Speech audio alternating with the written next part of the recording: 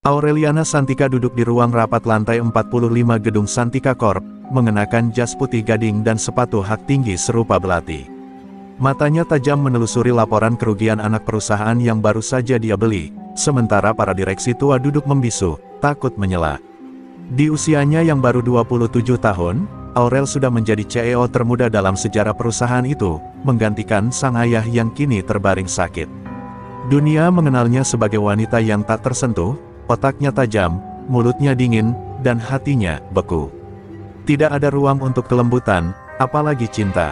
Namun di balik tembok kaca dan lantai marmer yang sempurna itu, Aurel menyimpan luka yang tak ia tunjukkan pada siapapun. Sang ayah, Santika Wijaya, pria paling ia cintai di dunia, telah 3 bulan terbaring koma. Dokter-dokter terbaik dari Singapura hingga Jerman telah didatangkan, namun tak satu pun mampu memberi harapan. Setiap malam Aurel menangis dalam diam di sisi tempat tidur ayahnya, menggenggam tangan lelaki tua itu sambil berbisik, "Bangun, Pak, aku butuh Papa." Suatu malam, saat hujan turun deras dan kilat menyambar jendela rumah mewah keluarga Santika, seorang pengemis bau tiba-tiba masuk ke halaman depan.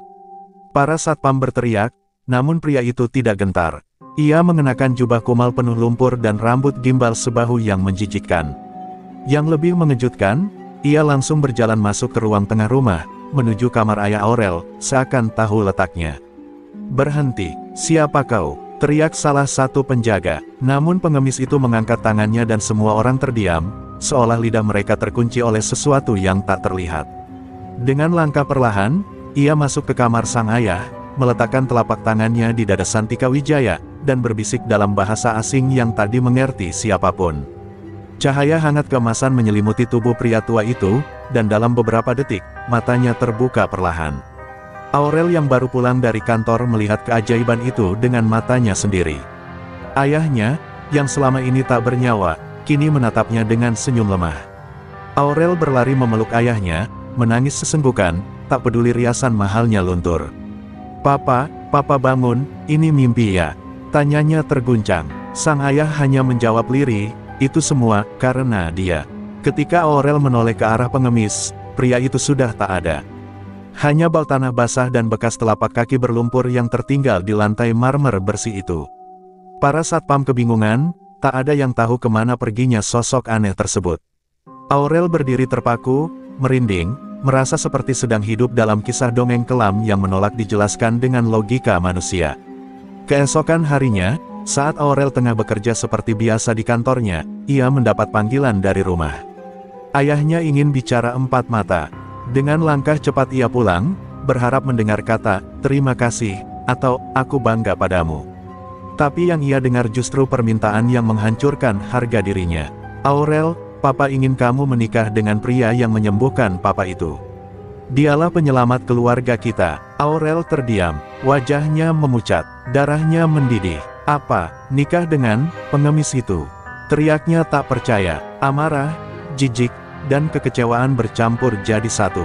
Di balik mata tegasnya, ada sesuatu yang mulai retak. Dunia sang putri tak terkalahkan, baru saja diguncang gempa yang tak pernah ia bayangkan. Aurel duduk di taman belakang rumah, mencoba menenangkan dadanya yang masih bergemuruh. Permintaan ayahnya terus terngiang seperti palu godam di kepala. Ia, Aureliana Santika, dipaksa menikah dengan seorang pria bau dan kumuh, yang bahkan tak jelas asal-usulnya. Ini bukan sekadar penghinaan bagi martabatnya, tapi juga luka bagi logika yang ia bangun selama ini. Baginya, cinta dan pernikahan harus rasional, setara, berkelas. Bukan dengan pengemis jalanan.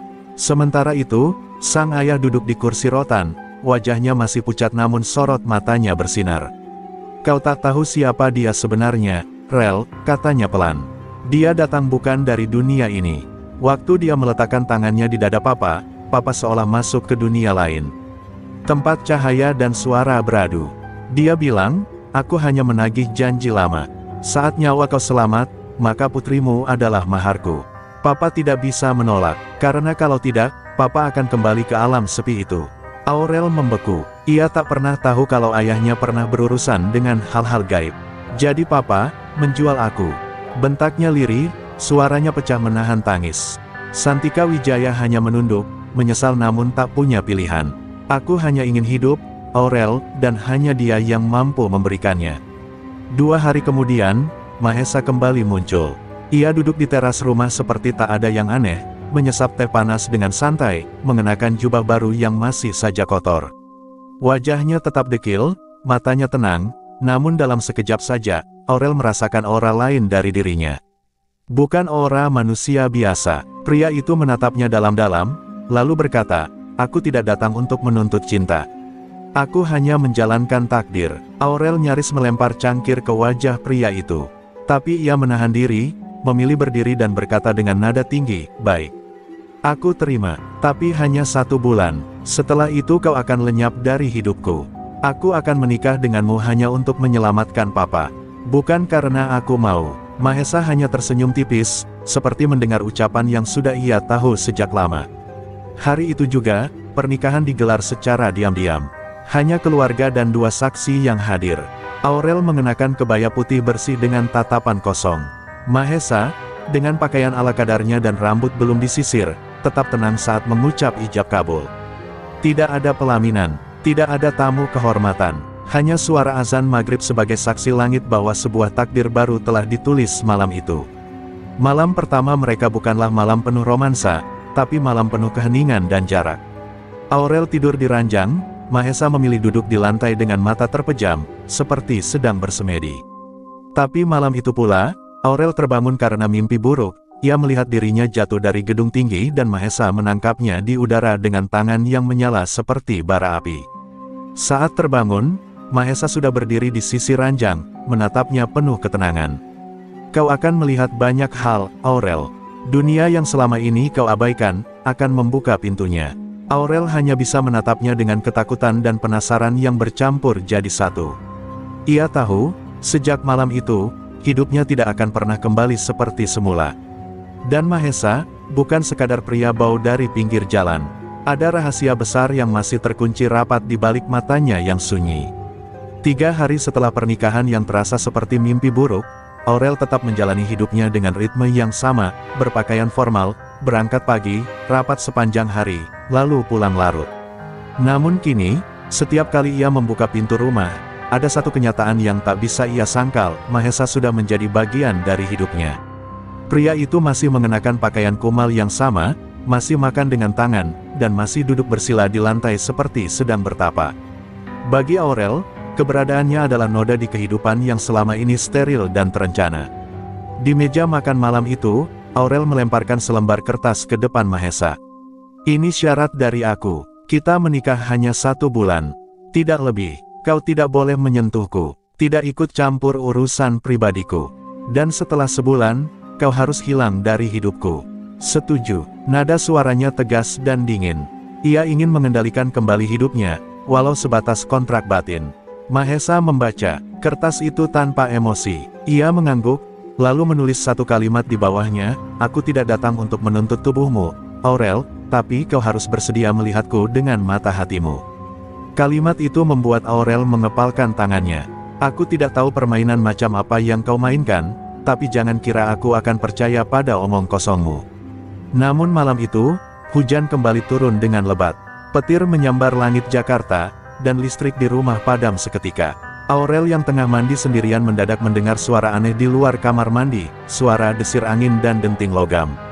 Saat keluar, ia melihat Mahesa berdiri di ruang tengah dengan tubuh menyala samar, memegang sebuah tombak emas yang tidak ada sebelumnya. Matanya berkilat merah. Ketika Aurel hendak berteriak, Mahesa segera meredupkan auranya dan tombak itu menghilang. "Maaf, seharusnya aku tidak membiarkanmu melihat ini sekarang," ucapnya lirih. Aurel gemetar, tubuhnya basah dan kedinginan. Ia bukan takut karena Mahesa tampak seperti monster, tapi karena ia tahu Mahesa bukan manusia biasa, dan itu menakutkan. Keesokan paginya, Aurel memerintahkan sopirnya untuk membuntuti Mahesa yang pergi keluar rumah tanpa pamit. Ia ingin tahu kemana pria itu pergi setiap hari dengan pakaian lusuhnya. Namun sopir itu kembali sore hari dengan wajah pucat. "Bu, saya mengikutinya sampai ke pasar loak, tapi tiba-tiba dia menghilang begitu saja." Kayak ditelan bumi, Aurel semakin dihantui rasa curiga, dan untuk pertama kalinya, juga rasa ingin tahu. Malam berikutnya, Aurel memutuskan untuk diam-diam mengamati Mahesa dari balik pintu kamarnya. Ia melihat pria itu duduk di teras, memandang bulan sambil berbicara sendiri dalam bahasa asing yang lembut dan penuh mantra. Lalu Aurel melihat kilatan kecil cahaya dari telapak tangan Mahesa, dan samar-samar, suara nyanyian wanita terdengar dari langit. Dengan napas tercekat, Aurel menutup pintu perlahan. Ia sadar, pria yang kini tidur di lantai ruangannya bukan hanya pengemis. Ia mungkin bukan manusia, tapi yang membuatnya lebih takut adalah, ia mulai penasaran, dan hatinya sedikit demi sedikit, tanpa ia sadari, mulai membuka celah. Sejak malam itu, Aurel mulai kehilangan fokus. Di ruang rapat, ia sering termenung, memandangi presentasi para manajer tanpa benar-benar mendengarkannya. Ia bahkan pernah salah menandatangani dokumen merger senilai miliaran rupiah, hal yang tak pernah terjadi sebelumnya. Semua orang di kantornya mulai bertanya-tanya, apa yang sedang terjadi pada Sang Ratu Besi. Namun Aurel menutup semua kekacauan itu dengan senyum dingin dan jawaban klise. Yang tak mereka tahu, pikirannya terus-menerus dihantui oleh sosok Mahesa, dan misteri di sekelilingnya. Di rumah, Mahesa tetap tenang. Ia membaca buku-buku tua yang entah dari mana ia dapatkan, duduk bersila berjam-jam, dan bicara dengan bulan setiap malam. Aurel diam-diam memperhatikan, menulis catatan kecil tentang kebiasaannya. Seolah pria itu adalah teka-teki besar yang ingin ia pecahkan, atau justru sedang perlahan-lahan menjerat hatinya. Namun ia menolak mengakuinya. Ia terlalu bangga, terlalu keras kepala. Baginya, ini semua hanya permainan batin yang harus segera berakhir. Suatu malam, Aurel memutuskan untuk menguji Mahesa. Ia mengundangnya makan malam formal di ruang utama, mengenakan gaun hitam elegan, seperti saat ia menjamu para investor asing. Mahesa datang mengenakan pakaian bersih, tapi tetap sederhana. Ia duduk dengan tenang, menatap Aurel tanpa kedip. "Kau tidak akan bisa membuatku malu, Aurel," katanya sebelum Aurel sempat membuka percakapan. "Aku tidak hidup untuk kemewahan, tapi aku tahu rasa hormat." Kata-kata itu seperti tamparan. Aurel terdiam, lalu tertawa kecil. "Kau pikir aku ingin mempermalukanmu? Tidak, aku hanya ingin tahu, siapa sebenarnya kau." Mahesa hanya menjawab dengan senyuman yang aneh, seperti seseorang yang tahu jawabannya, tapi memilih membiarkan waktu yang membukakannya. "Kau akan tahu, saat waktunya tiba." Hari berganti minggu, dan batas waktu 1 bulan semakin dekat. Anehnya, Aurel tak lagi menghitung hari seperti sebelumnya. Ia mulai terbiasa dengan Mahesa yang menyapu taman, memberi makan burung, atau sekadar duduk diam mendengarkan keluhan ibunya. Lelaki itu tidak banyak bicara, tapi kehadirannya seperti menenangkan seluruh rumah. Bahkan sang ibu pernah berkata, "Aurel, dia seperti membawa aura damai." Rumah ini terasa hidup lagi sejak dia datang. Namun di balik ketenangan itu, Mahesa menyimpan sesuatu yang mulai terasa berat. Setiap malam, ia makin sering menggigil. Tubuhnya bersinar samar lalu meredup seolah sedang menahan sesuatu dari dalam. Aurel pernah memergokinya menggenggam dada dengan keringat dingin membasahi wajahnya. "Kau sakit?" tanya Aurel spontan. Mahesa menatapnya tajam. "Tidak, aku hanya sedang bertarung di 2 dunia." Aurel bingung. "Apa maksudmu 2 dunia?" Tapi Mahesa tidak menjawab. Ia hanya berbisik, "Saat kau siap menerima kebenaran, dunia akan membukakan tirainya. Tapi bila kau terus menolak, aku tak bisa bertahan di sini lebih lama." Aurel merasa jantungnya berdebar keras. Ada ketakutan baru yang muncul, bukan karena Mahesa aneh, tapi karena ia takut kehilangan pria itu, pria yang dulu ia benci, tapi kini mulai berarti. Pernikahan kontrak itu perlahan berubah menjadi sesuatu yang tak bisa dijelaskan oleh kontrak apapun. Bukan cinta yang manis atau romansa penuh pelukan, tapi hubungan yang tumbuh dari rasa ingin tahu, hormat, dan diam-diam, keterikatan jiwa. Namun waktu terus berjalan, dan bulan itu akan segera berakhir. Pagi itu, Aurel membuka matanya lebih awal dari biasanya. Matanya sembab, tubuhnya lelah, tapi hatinya gelisah. Sudah lewat 3 minggu sejak ia menikah dengan Mahesa. Hubungan mereka tak pernah benar-benar membaik, tapi juga tak bisa dibilang buruk. Yang membuat Aurel jengkel justru bukan sikap Mahesa, melainkan kehadirannya yang begitu kontras. Saat Aurel berjalan anggun dengan setelan kerja dan parfum mewah, Mahesa tetap duduk di teras mengenakan kain lusuh, rambut awut-awutan, dan bau tubuh yang seperti tanah basah bercampur abu. "Kenapa kau tidak mandi?" geram Aurel saat sarapan. Mahesa menatapnya sekilas, lalu kembali menatap piringnya yang hanya berisi nasi dan sambal terasi. Mandiku cukup dengan embun dan matahari, jawabnya kalem. Aurel membanting sendok. Ini Jakarta, bukan langit ketujuh. Kau tahu berapa banyak orang yang menjauhiku karena mereka mengira aku menikahi gelandangan gila. Mahesa hanya tersenyum. Senyum yang semakin membuat Aurel ingin berteriak. Tapi di balik semua kekesalan itu, ada sesuatu yang tak bisa ia pahami. Saat ia membentak Mahesa, ada rasa bersalah yang aneh. Saat Mahesa diam, Aurel merasa hampa. Saat Mahesa menjauh, ia merasa sepi. Perasaan itu membuat Aurel makin marah pada dirinya sendiri. Ia mulai merasa seperti boneka yang kehilangan kendali atas hidupnya sendiri. Hari itu, di kantor, salah satu klien penting membatalkan kerjasama secara mendadak. Alasan yang dituliskan, kami mempertanyakan konsistensi dan reputasi pribadi CEO Anda. Aurel hancur. Ia tahu ini berkaitan dengan pernikahannya. Ia tahu foto-foto dirinya dengan Mahesa sudah tersebar di kalangan bisnis. Ia tahu, dunia tidak pernah memaafkan wanita hebat yang menikahi lelaki dari jalanan. Pulang ke rumah, Aurel tidak berbicara sepatah kata pun. Mahesa duduk seperti biasa di teras, memainkan daun kering. Aurel, panggilnya pelan. Tapi Aurel melewatinya seperti angin dingin. Di dalam kamar, ia melempar tasnya, menjatuhkan diri ke ranjang, dan menjerit tertahan. Kenapa aku jadi seperti ini? Bisiknya sambil menahan air mata. Kenapa aku takut kehilangan dia? Tengah malam, Aurel terbangun oleh suara tangis lirih. Ia membuka pintu, dan melihat Mahesa duduk di bawah hujan deras tanpa payung. Tubuhnya gemetar, namun matanya menatap langit. Apa yang kau lakukan di situ? Gila, masuk, bentaknya. Tapi Mahesa menjawab pelan, aku hanya ingin masih bisa merasakan dingin. Sebelum semuanya berubah, Aurel menatapnya lama. Dalam derasnya hujan dan gelapnya malam, pria itu terlihat begitu rapuh dan nyata. Bukan lagi dewa, bukan lagi pengemis, tapi seperti seseorang yang tersesat di antara dua dunia.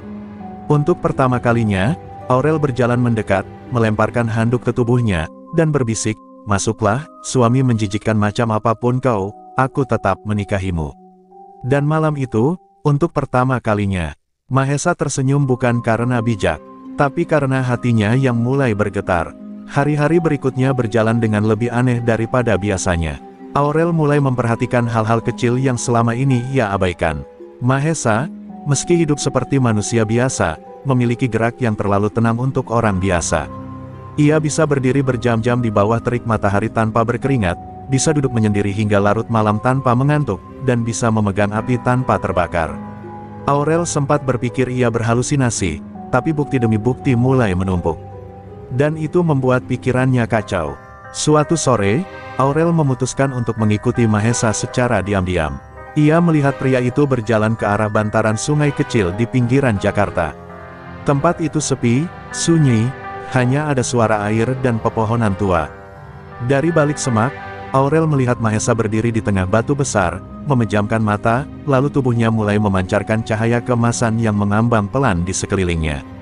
Di belakang punggung Mahesa, samar-samar muncul bayangan dua bilah pedang saling bersilang di udara. Aurel nyaris menjerit, tapi rasa takut dan takjub membuat tubuhnya kaku. Mahesa membuka mata, seketika cahaya menghilang. Tapi sebelum Aurel bisa bersembunyi, Mahesa berbalik menatap ke arah semak. Keluar saja, Aurel, kau sudah melihatnya. Suaranya lembut, namun penuh wibawa. Aurel melangkah ragu, jantungnya berdebar. Apa, kau ini? Tanyanya pelan, nyaris berbisik. Mahesa tidak langsung menjawab. Ia memandang langit yang mulai kemerahan. Aku adalah dia yang dihukum karena menolak kehendak langit.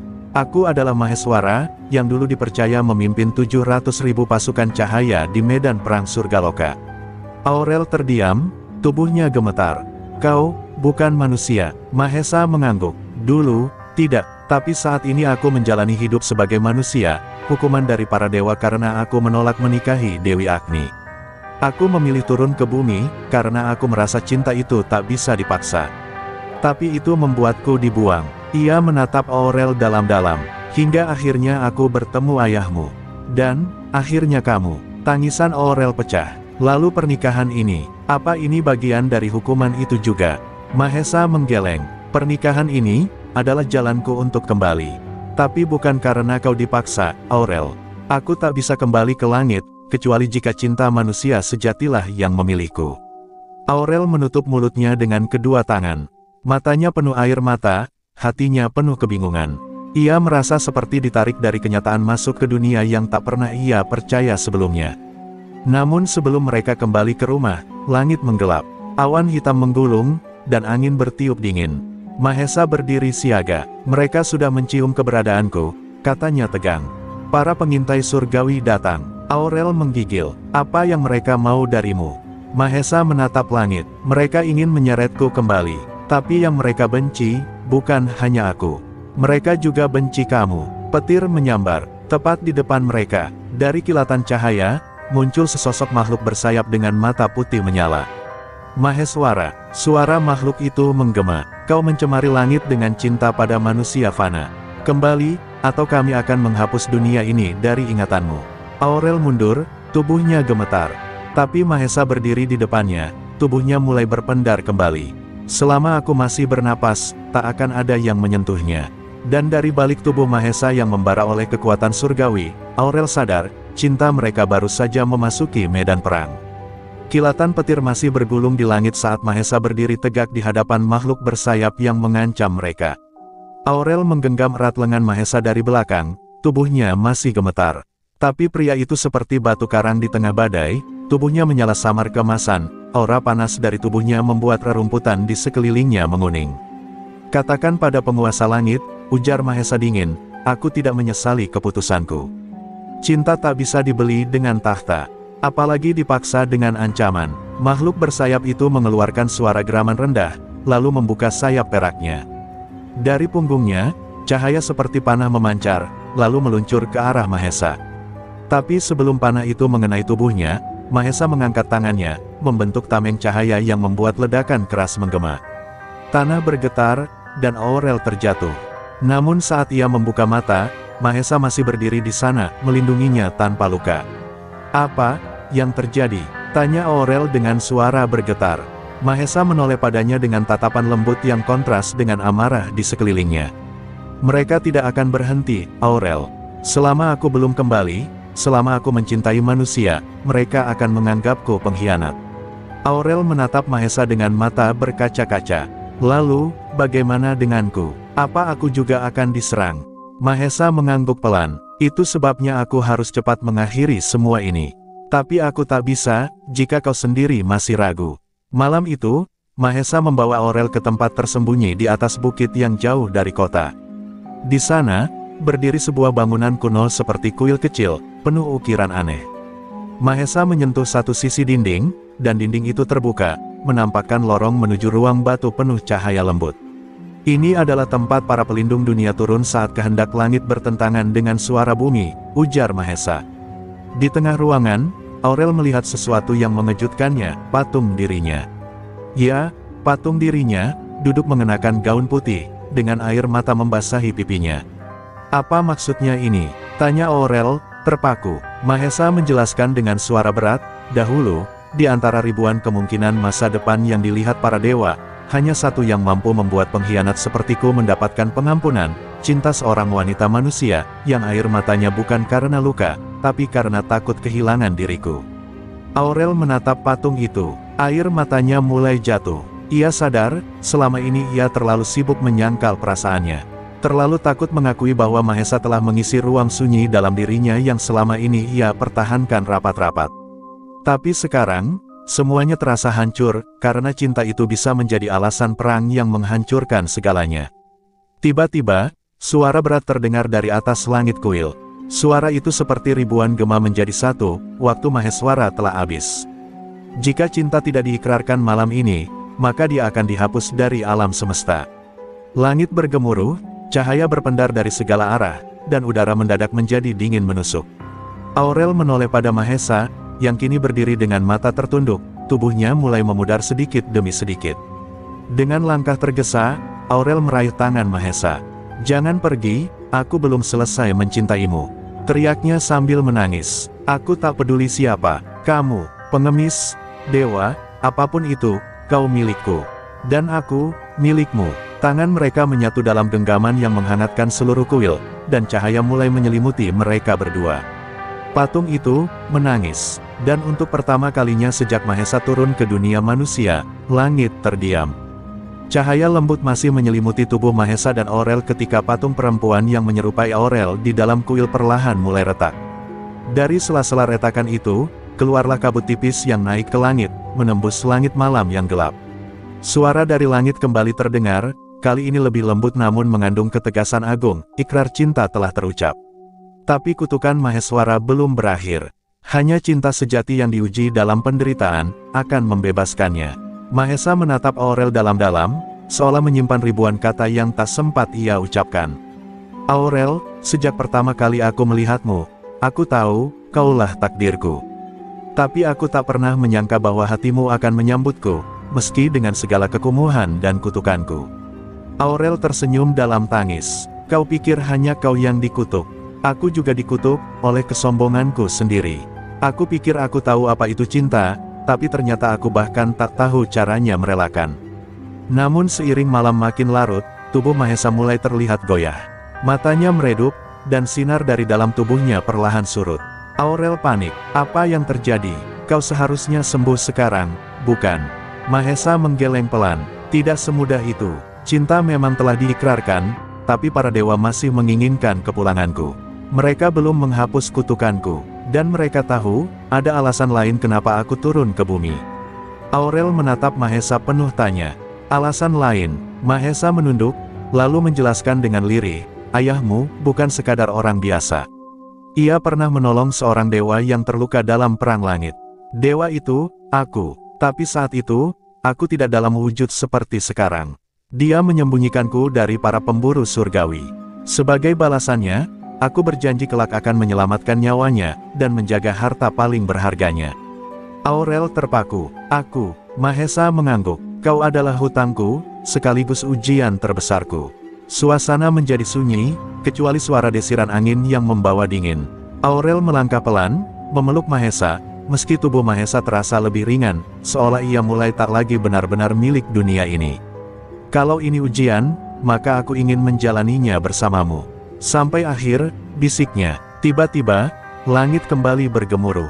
Tanah di sekitar kuil mulai retak, dan sebuah cahaya merah muncul dari retakan tersebut. Dari dalamnya, muncullah sesosok wanita bersayap api, mengenakan sirah menyala. Tatapannya tajam menusuk, suaranya menggema, Maheswara, kau adalah tunanganku yang kau tinggalkan di kahyangan. Kini, aku datang menjemputmu, atau menghancurkan duniamu. Mahesa berdiri pelan, kini lebih tegas. Dewi Agni, kau tidak berhak atas cintaku, karena cinta tak bisa dimiliki dengan paksaan. Tapi Dewi Agni hanya tertawa sinis. Kalau begitu, aku akan membakar bumi ini, dan wanita yang mencuri hatimu. Aurel melangkah maju, wajahnya dingin tapi sorot matanya membara. Cobalah sentuh aku, dan kau akan tahu, cinta manusia bisa lebih panas dari api surgawi. Perang antara cinta, kutukan, dan kekuatan surgawi, telah dimulai. Api berkobar di sekeliling kuil tua itu, langit terbelah oleh petir merah yang memancar dari tubuh Dewi Agni. Sosoknya anggun dan mengerikan dalam waktu bersamaan, membawa aura kehancuran dari kahyangan yang tak bisa dibendung.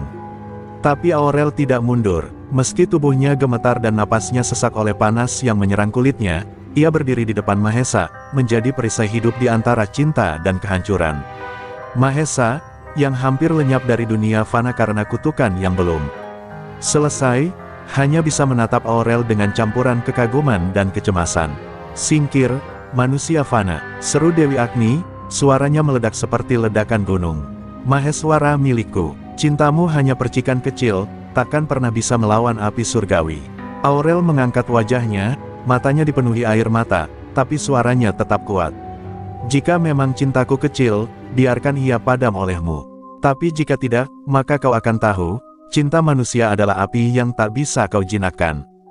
Tiba-tiba, tubuh Aurel memancarkan cahaya samar. Bukan cahaya surgawi, melainkan pancaran hangat dari hati yang tulus.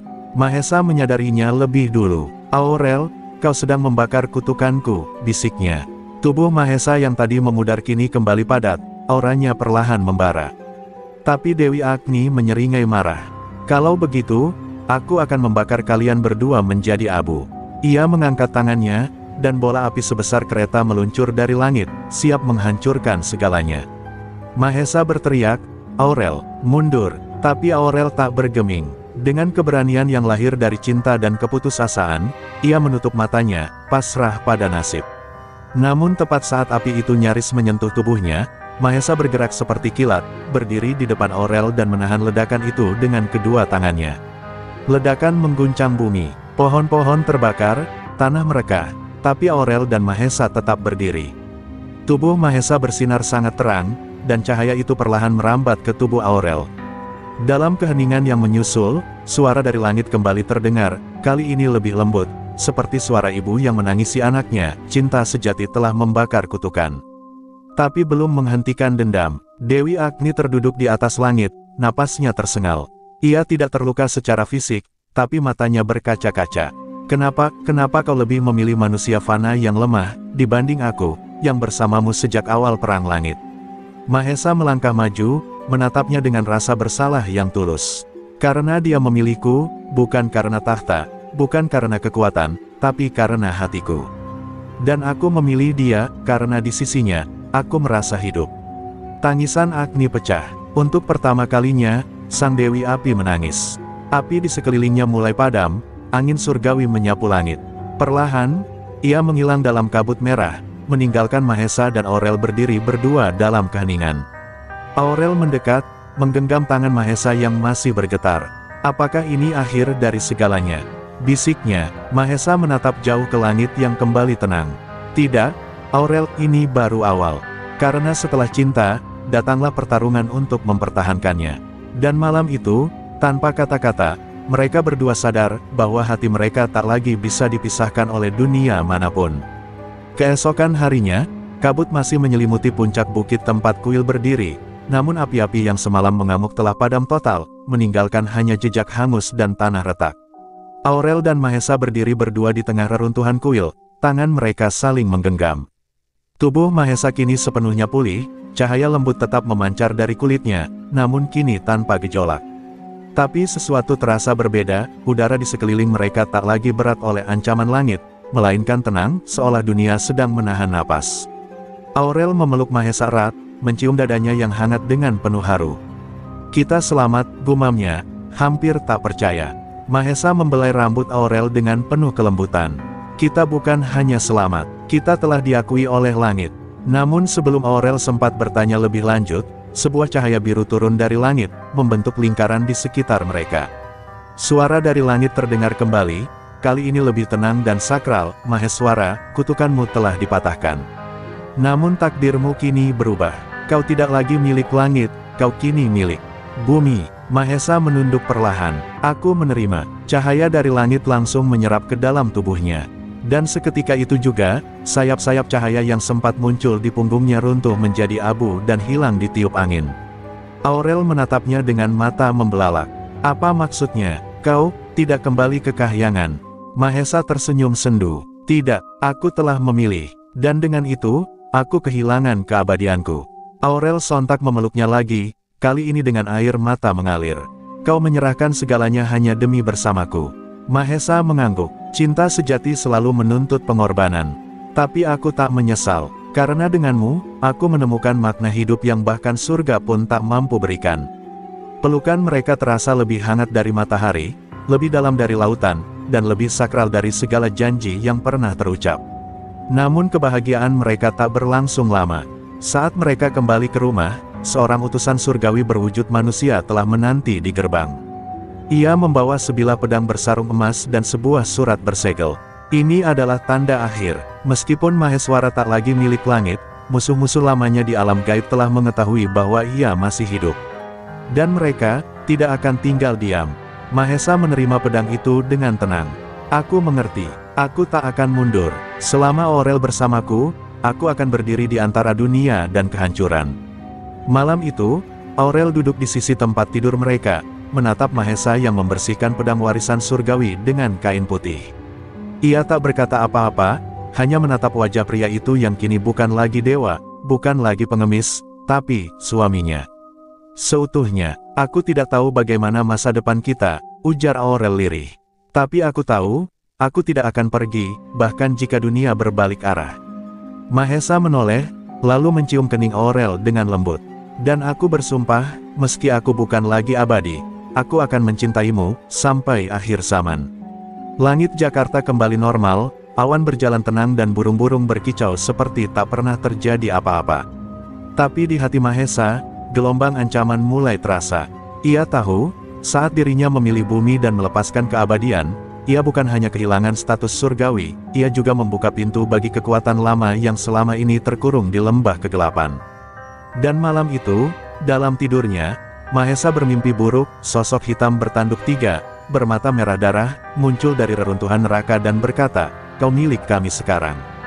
Pagi harinya, Aurel menemukan Mahesa duduk termenung di taman belakang, memandangi langit. "Mimpi buruk lagi?" tanyanya lembut sambil membawa secangkir teh hangat. Mahesa mengangguk.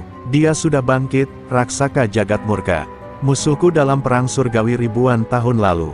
Dia dibuang ke lembah kegelapan oleh para dewa, tapi sekarang, ia bebas.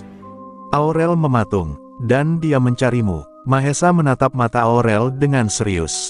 Bukan hanya aku, dia akan menghancurkan semua yang kuanggap rumah. Termasuk kamu. Aurel langsung duduk di sampingnya, menggenggam tangan suaminya dengan kuat. Kalau begitu, kita akan melawan bersama. Aku bukan wanita rapuh yang kau temui dulu di pelaminan. Aku telah memilihmu, Mahesa. Dan aku akan bertahan meski harus berdiri di ujung dunia. Mahesa tersenyum lirih, tapi hatinya tetap berat. Ia tahu, kekuatan jagat murka bukan sekadar fisik. Ia mampu menembus pikiran dan hati manusia. Ia memakan rasa takut dan keraguan. Dan Aurel adalah target empuk untuk itu. Benar saja, beberapa hari kemudian, Aurel mulai bermimpi aneh. Dalam mimpinya, ia melihat versi Mahesa yang lain, berubah menjadi bayangan hitam, bermata kosong, dan mengatakan bahwa semua ini hanyalah ilusi. Dia tidak mencintaimu, dia hanya membalas hutang. Setiap kali bangun, Aurel keringat dingin dan mulai meragukan perasaannya sendiri. Apakah cinta Mahesa sungguhan, atau bagian dari takdir yang dipaksakan? Mahesa menyadari perubahan Aurel. Ia memeluk istrinya erat suatu malam dan berbisik, "Jangan biarkan ketakutanmu dikendalikan oleh makhluk gelap itu. Aku mencintaimu, bukan karena takdir, tapi karena hatimu menyentuh sesuatu yang bahkan surga tak bisa beri." Aurel menangis di pelukannya, menggenggam dada Mahesa dengan keras. "Aku ingin percaya, tapi suara itu terus datang." Tak lama kemudian, sebuah kejadian besar mengguncang. Kantor pusat Santika Corporation runtuh oleh ledakan misterius. Berita menyebar bahwa Aurel selamat karena cuti mendadak hari itu, padahal ia nyaris datang ke sana. Mahesa tahu, ini bukan kebetulan. Jagat murka sudah mulai menyerang lewat dunia nyata, katanya tegas. Dia tidak akan berhenti sampai segalanya hancur. Aurel berdiri dengan wajah tegar. "Kalau dia ingin menghancurkan cintaku, maka aku akan tunjukkan bahwa cinta manusia tak bisa dibunuh." Mahesa menatapnya dengan takzim, dan untuk pertama kalinya, kekuatan mereka tak hanya berasal dari dirinya, tapi dari hati seorang wanita yang berani mencintai meski tahu ada kematian di ujung jalannya. Di kejauhan, langit mulai berubah warna keabu-abuan. Dan dari dalam bayangan gedung yang runtuh, sepasang mata merah kembali terbuka. Langit Jakarta perlahan kehilangan warnanya. Cahaya matahari tak lagi hangat, awan menggantung berat seperti menyimpan rahasia gelap. Aurel berdiri di balkon rumahnya, memandangi horizon yang menghitam. Ia bisa merasakan tekanan udara yang berbeda, udara yang menyimpan ancaman, seperti sedang menghirup rasa takut.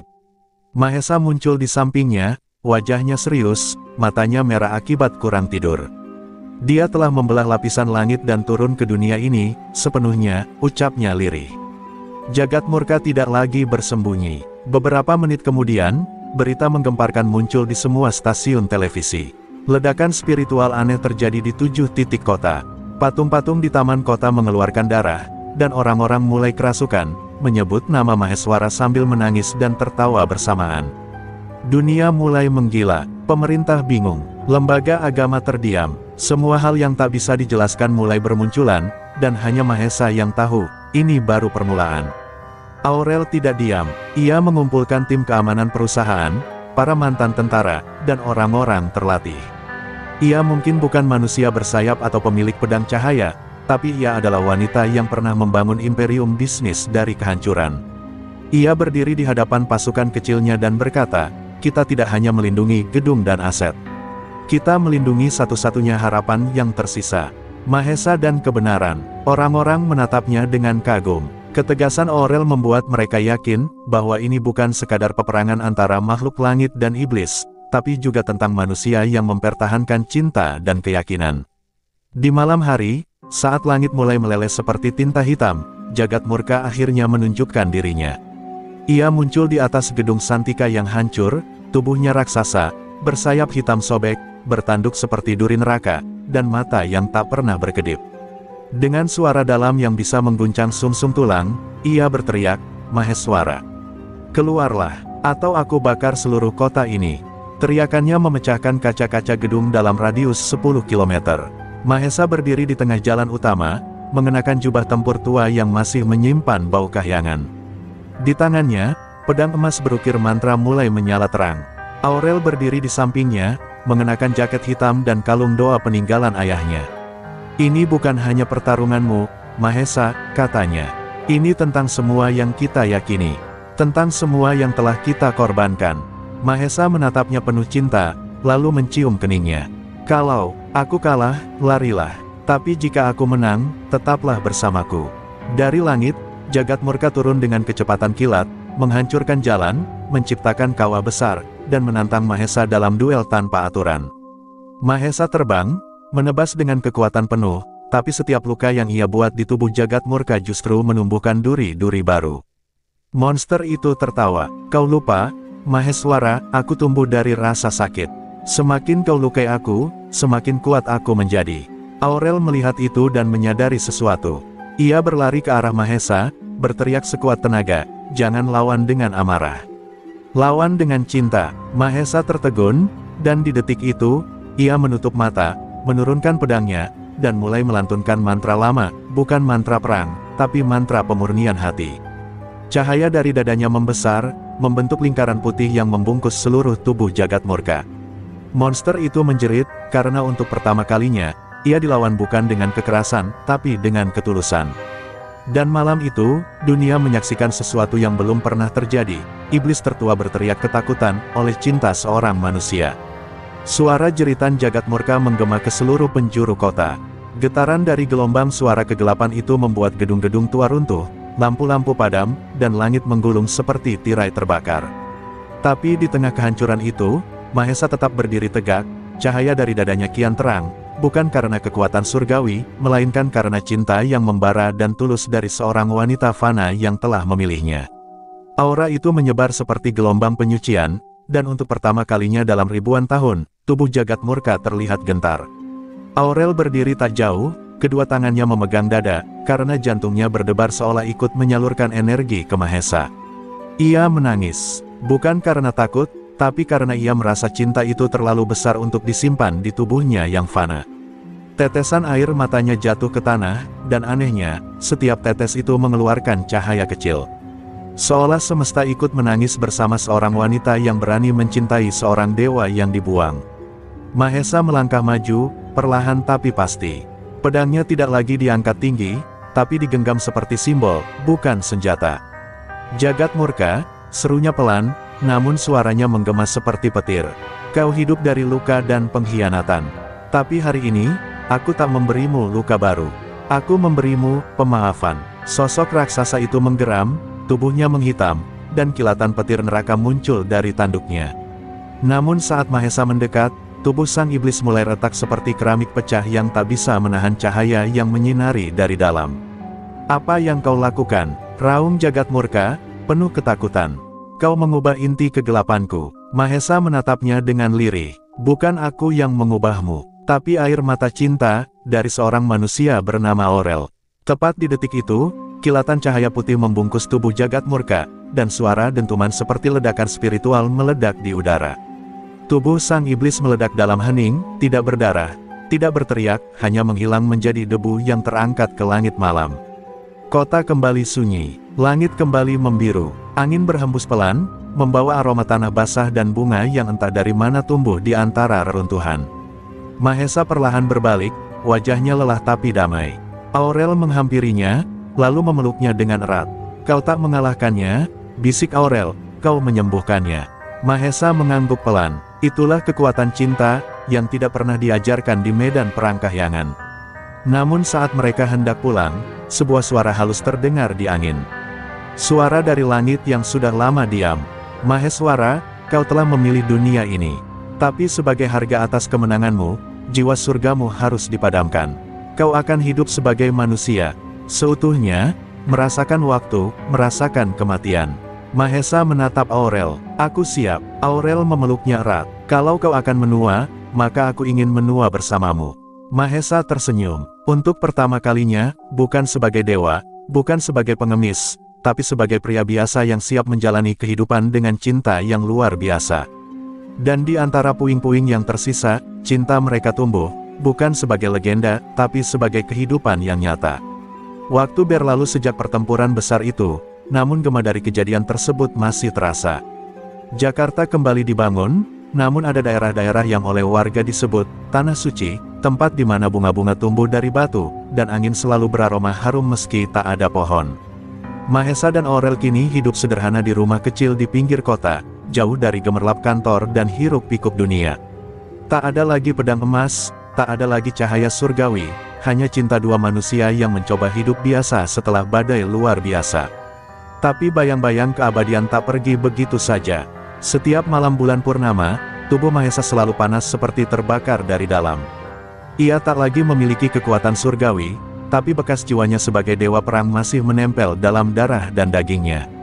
Aurel sering harus mengganti spray yang basah oleh keringat, menyeka dahinya dengan air dingin, dan membisikkan doa-doa agar tubuh Mahesa kuat menahan transisi menjadi manusia.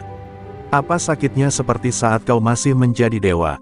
Tanya Aurel suatu malam. Mahesa tersenyum, lemah. Tidak, dulu aku kebal rasa, tapi sekarang, aku bisa merasakanmu.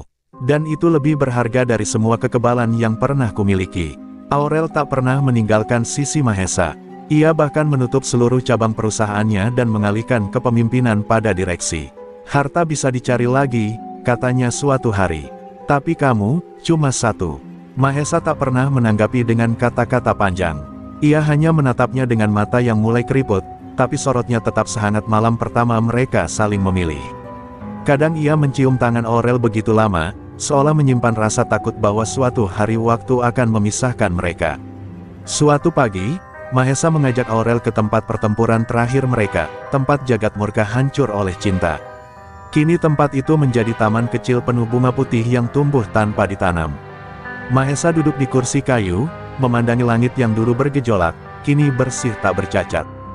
Jika besok aku pergi, katanya pelan, jangan tangisi aku terlalu lama. Karena aku sudah hidup dalam keajaiban yang tak pernah kuduga, mencintai dan dicintai oleh manusia. Aurel menunduk, air matanya menetes tanpa suara. Kalau besok kau pergi, aku akan tetap bicara padamu, lewat angin, lewat bunga, lewat setiap mimpi yang datang. Mahesa tersenyum, mengusap pipinya. Dan aku akan menjawab lewat gerimis sore hari, atau kilatan cahaya di matamu. Mereka berdua saling memandang, lama sekali.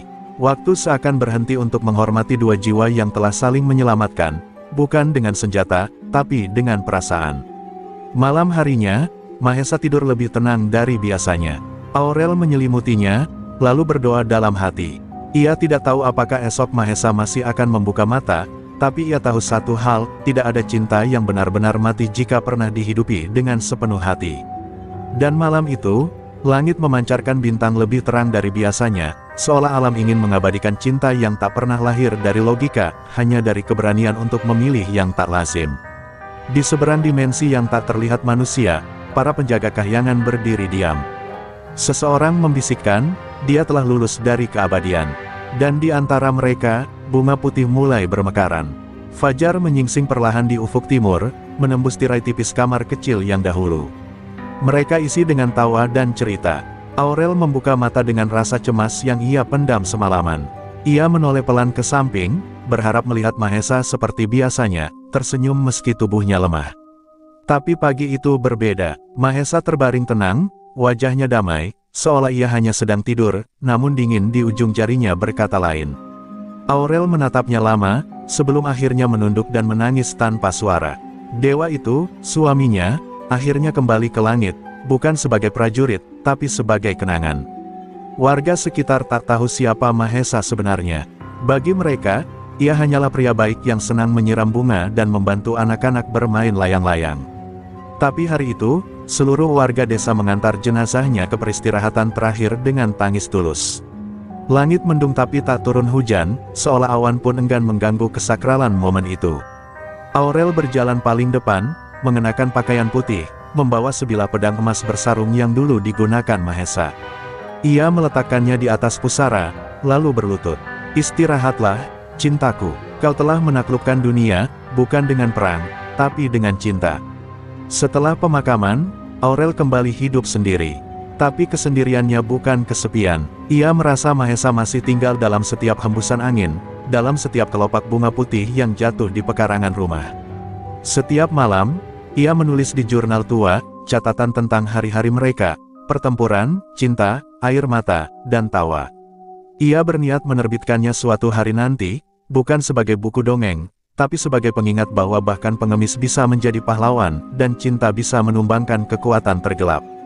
Tahun-tahun pun berlalu. Aurel menua dengan anggun. Di rambutnya yang memutih, senyuman Mahesa tetap hidup. Di matanya yang sayu, cahaya harapan tetap menyala. Di setiap pidato atau wawancara yang ia jalani, ia selalu berkata, cinta bukanlah milik yang kuat, tapi milik mereka yang berani memilih dengan hati. Ia tak pernah menikah lagi, bukan karena tidak mampu, tapi karena ia telah merasa utuh. Mahesa bukan hanya cinta pertama, tapi satu-satunya cinta sejati yang ia butuhkan. Hingga suatu senja, Aurel duduk di taman bunga putih itu, mengenakan gaun sederhana. Ia memejamkan mata, menikmati hembusan angin terakhir yang lembut seperti pelukan. Dalam keheningan, ia mendengar suara yang sangat ia kenal, membisik lembut di telinganya, "Sudah cukup, sayang. Aku menunggumu." Aurel tersenyum, dan tidak pernah membuka matanya lagi. Beberapa jam kemudian, warga menemukan Aurel di taman, terbaring tenang dengan senyum bahagia. Di pangkuannya, selembar surat yang ditulis dengan tangan rapih. Jika cinta bisa melampaui batas antara manusia dan dewa, maka cinta juga bisa melampaui batas antara hidup dan mati. Kita tidak pernah benar-benar pergi, selama cinta masih dikenang. Dan malam itu, langit penuh bintang. Di tengah cahaya gemintang yang bersinar lebih terang dari biasanya, dua cahaya kecil bergerak beriringan, menuju arah yang tak bisa dilihat mata manusia. Meninggalkan bumi, menuju keabadian.